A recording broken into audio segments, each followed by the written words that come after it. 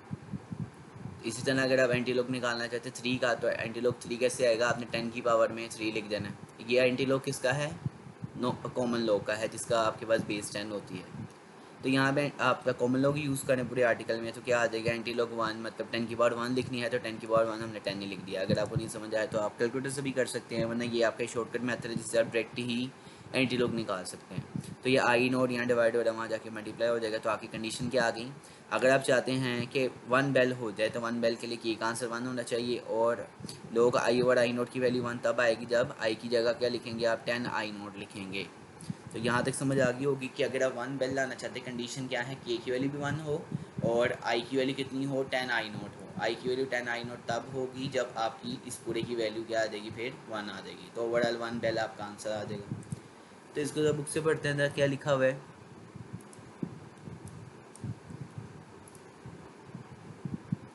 if the intensity of any unknown sound is greater 10 time greater than the intensity I naught. यही अभी हमने पढ़ा है कि अगर आई की value 10 time of I naught हो जाए, condition number 1, and the intensity levels of such sound is taken at, अगर हम बेल 1 बेल हो जाए, तो आपके पास क्या होगा, आपके पास इस तरह के साउंड की जो इंटेंसिटी लेवल होगी वो 1 बेल होगी। और उस केस के लिए आपकी के की वैल्यू कितनी होगी, 1 होगी सिंपली। तो हम क्या करते हैं, आपके जो फार्मूला है उसमें के की जगह क्या पुट कर देते हैं, हम 1 यूज़ कर लेते हैं। तो के की जगह 1 आ गया, तो हमारे पास क्या फार्मूला बन गया, intensity level is equal to log I over I naught. तो आपके बाद क्या बात समझ आ गई, जो आपने फार्मूला याद करना है इंटेंसिटी लेवल का, वो कौन सा है, वो ये वाला है।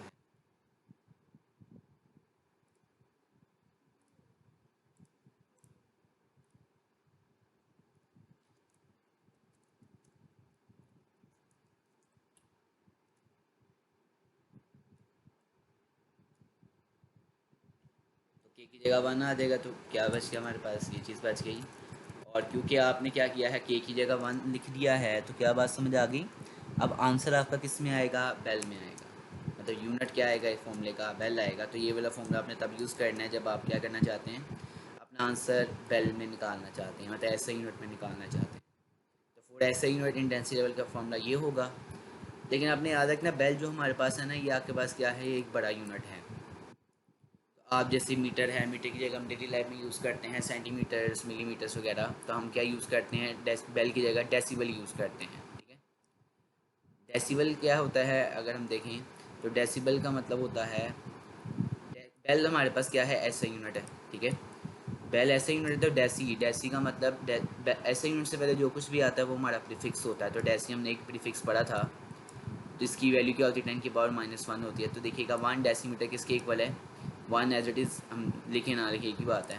डेसी की वैल्यू क्या होती है, 10 की पावर -1, और बेल एज इट इज़ आ गया। ठीक है, अब देखिएगा 1 डेसिबल किसके इक्वल है, ये ऊपर पावर माइनस है, अगर हम प्लस करना चाहते हैं तो नीचे लेके आएंगे, 10 की पावर 1 लिख लें, खाली 10 लिखने, एक ही बात है। ये 10 की पावर, ये 10 इधर क्या हो रहा है, डिवाइड होता है, वहाँ जाके मल्टीप्लाई। तो क्या आ गया, 10 डेसिबल किसके इक्वल है, 1 बेल के इक्वल है। इसको रिवर्स करें तो बात समझ आ गई, 1 bel is equal to 10 decibel. ये आपका एक इंपॉर्टेंट MCQs है। ठीक है, तो क्या बात समझ आ गई, कि डेली लाइफ के अंदर हम डेसिबल्स यूज़ करते हैं। अब यहाँ पे एक और बात आ गई, ये फॉर्मूला आपने तब यूज़ करना है जब क्या करना है, बेल में आंसर निकाला। अगर डेसिबल में निकालना है, ज़ाहिर सी बात है, आंसर अगर बेल में निकाला उसे 10 से मल्टीप्लाई करना पड़ेगा, तो डेसिबल में आ जाएगा। तो हम क्या करते हैं, फार्मूला को ही हम क्या कर देते हैं, 10 से मल्टीप्लाई कर देते हैं। अब अगर फार्मूला को ही हमने 10 से मल्टीप्लाई कर दिया है, तो आंसर भी अब किस में आएगा, डेसिबल के अंदर आएगा।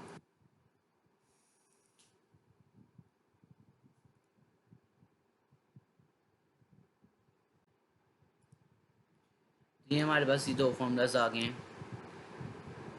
तो नेक्स्ट यहाँ तक क्लियर होगी बात सारी।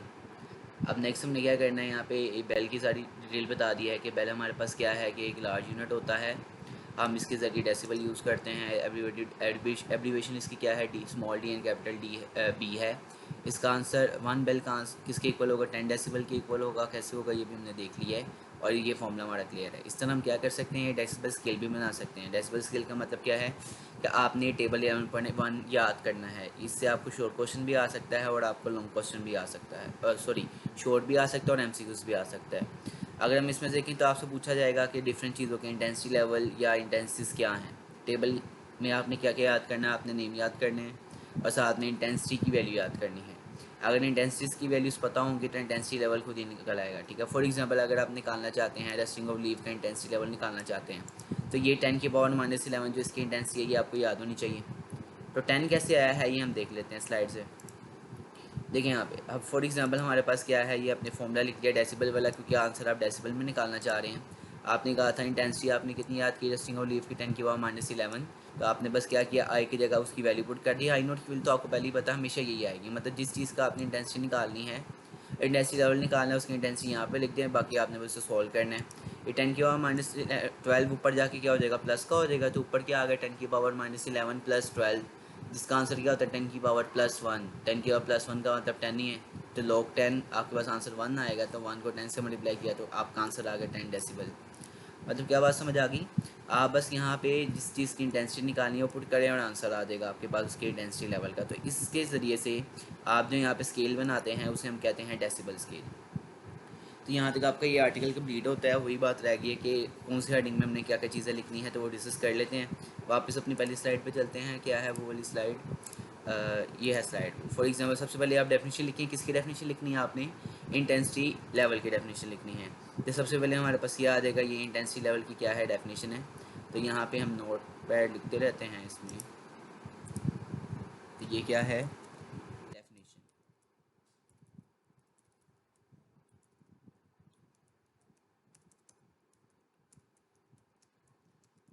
Sound level. तो सबसे पहले आपने ये लिखना है, यहाँ पे हम पॉइंट नंबर 1 भी लिख देते हैं, ठीक है। उसके बाद दूसरी हेडिंग क्या है, मैथमेटिकल एक्सप्रेशन। तो मैथमेटिकल एक्सप्रेशन की अगर हम बात करें तो मैथमेटिकल एक्सप्रेशन के अंदर आप लोगों ने इसकी कौन सी वैल्यू लिखनी है, आपने इसकी ये वाली वैल्यू लिखनी है जो इसकी इंटेंसिटी लेवल का फार्मूला है, ठीक है। और उस दोनों फार्मूलाज भी लिख सकते हैं और एक फार्मूलाज भी लिख सकते हैं, वो आपकी मर्ज़ी है। और नेक्स्ट चीज़ क्या आ जाएगी हमारे पास, नेक्स्ट चीज़ अगर हम देखें यहाँ से, आप बेहतर ये है कि आप ये वाली डेफिनेशन लिखें और उसके साथ जो बुक में ऐसे लिखा हुआ है तो ये आपने यहाँ से लेकर यहाँ तक इसका लिख देना है मैथमेटिकल एक्सप्रेशन के अंदर। मतलब जो आपकी 11.3 आपके पास जो डायग्राम आपके पास ये जो गिवन है, इक्वेशन गिवन है, ये आप किस में लिखेंगे, मैथमेटिकल एक्सप्रेशन। तो हम यहाँ पे 2 लिखते हैं और मैथमेटिकल एक्सप्रेशन, या सिंपल हम यहाँ पे एक्सप्रेशन ही लिख देते हैं।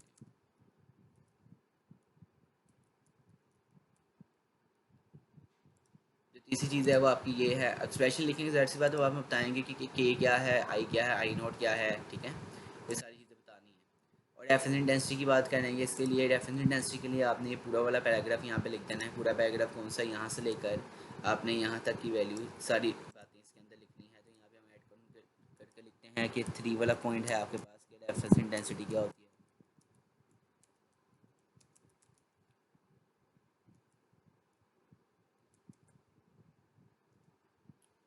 जैसे अब आई नोट से रिप्रेजेंट करते हैं, बाकी सारी बातें आपने इसके अंदर लिखनी है। नेक्स्ट आपकी हेडिंग क्या है कि आपकी डेरिवेशन क्या है। डेरिवेशन आप इस स्लाइड वाली इस तरह से जो मैंने लिखी है ये भी लिख सकते हैं, या बुक में आपके पास मेंशन है तो डेरिवेशन आपने उसमें लिखनी है। तो डेरिवेशन से ज़ाहिर सी बात है, डेरिवेशन सबसे पहले आप ये भी बताएंगे कि वेबर फ्रैक्शनल लॉ क्या होता है, और फिर यहाँ से लेकर यहाँ तक जितनी मैथमेटिकल स्टेप आते हैं वो सारे यहाँ तक आपने इसी बीच में लिखने हैं। तो यहाँ पे हम लिख लेते हैं कि ये आपका 4 वाला पॉइंट है जिसमें आप क्या लिखेंगे, डेरिवेशन। डेरिवेशन में वही बात है कि आपने एक्सप्लेनेशन अपने से लिख सकते हैं लेकिन डेरिवेशन के स्टेप आपके बुक वाले ही होने चाहिए। और नेक्स्ट आपके पास कौन सी हेडिंग है, डेरिवेशन के बाद डिपेंडेंस ऑफ के। डिपेंडेंस ऑफ के के अंदर आपने क्या लिखना है, आप इसके अंदर कट, ये देखें ये वाला पैराग्राफ आप पूरा भी लिख सकते हैं इसके अंदर, या आप यहाँ तक लिख दें कि ए की वैल्यू इस पर डिपेंड करती है। देखिए यहाँ से लेकर यहाँ तक लिख दें इंटेंसिटी लेवल तक, के की वैल्यू 3 चीज़ों के ऊपर डिपेंड करती है। तो यहाँ पे हम लिख लेते हैं 5 वाली हेडिंग, डिपेंडेंस ऑफ के। और उसके बाद आपने ये हेडिंग, यहाँ पे हमने एक और हेडिंग बना लेते हैं जिसके अंदर आप ये बताएंगे कि 0 बेल क्या होता है, सॉरी 1 बेल क्या होता है। अब ये दोनों हेडिंग आप इकट्ठे भी लिख सकते हैं, लहदा भी लिख सकते हैं, जैसे आपकी मर्ज़ी है, लेकिन ठीक है जैसे मर्ज़ी कर लें आप इसको। लेकिन आपने बातें सारी लिखनी है, कोई भी भूलनी नहीं है। तो आपने यहाँ से लेकर यहाँ तक याद है हमारे पास, यहाँ पे आप बताएंगे कि आपका 1 बेल क्या होता है। तो हेडिंग नंबर क्या आ जाएगी, 6 आ जाएगी। यहाँ पे लिखें कि 1 व्हाट इज़ 1 बेल, या खाली आप हेडिंग लिखें 1 बेल, ठीक है। और इसके बाद क्या आ जाएगा, आप ये फॉर्मूला दोबारा ड्राइव करेंगे और उसके बाद ये जो नीचे वाली हेडिंग है यहाँ पे क्या आएगा कि आपके पास ऐसे यूनिट क्या होते हैं, यूनिट ऑफ इंटेंसिटी लेवल। तो हेडिंग नंबर यहाँ पे क्या आएगी हमारे पास, हेडिंग नंबर आ जाएगी 7 वाली। तो इस पूरे के ऊपर हमने लिख लिया, ऐसे यूनिट भी लिख सकते हैं या खाली यूनिट्स, क्योंकि इसके अंदर दोनों बातें डिफरेंट है, तो आप लिख लें यूनिट्स ऑफ इंटेंसिटी लेवल। और लास्ट में आपने क्या बताना है, डेसिबल स्केल के बारे में बताना है। ज़ाहिर सी बात है आप ये स्केल याद करेंगे एमसीक्यू तो शॉर्ट क्वेश्चन के लिए, और न्यूमेरिकल्स भी आ सकते हैं इसके अंदर। तो ये यहाँ पे इस बता दें, मतलब डेसिबल स्केल के अंदर ये बताएंगे, डेसिबल स्केल के अंदर आपने कोशिश करें कि ये स्केल बना दें आप। ज़ाहिर सी बात है याद तो किया होगा ना, तो लॉन्ग क्वेश्चन आपका ज़्यादा इंपॉर्टेंट ज़्यादा हो जाएगा। अच्छा, इसमें से आप शॉर्ट क्वेश्चन क्या आ सकते हैं, शॉर्ट क्वेश्चन एमसीक्यू से समझ आती है, इंटेंसिटी है, ये इंटेंसिटी लेवल पूछ लेंगे। और शॉर्ट क्वेश्चन क्या आ सकता है आपको, इस तरह का ये शॉर्ट क्वेश्चन आ सकता है कि कैलकुलेट करें इंटेंसिटी लेवल ऑफ इंटरसेप्टेबल साउंड या डेस्टिनो लीव। ठीक है, तो आपको इसकी वैल्यू याद होनी चाहिए, वैल्यू याद होगी तो ये शॉर्ट क्वेश्चन या ये न्यूमेरिकल भी कह सकते हैं, ये सॉल्व होगा आपका। ठीक है, तो इस तरह हमारे पास ये वीडियो ख़त्म होती है आज की। ये अच्छे से कीजिएगा, ये इंपॉर्टेंट आर्टिकल है और कॉन्सेप्ट भी आपको तकरीबन पूरे चैप्टर में बस यही है, बाकी तो वही बातें हैं पीछे वाली।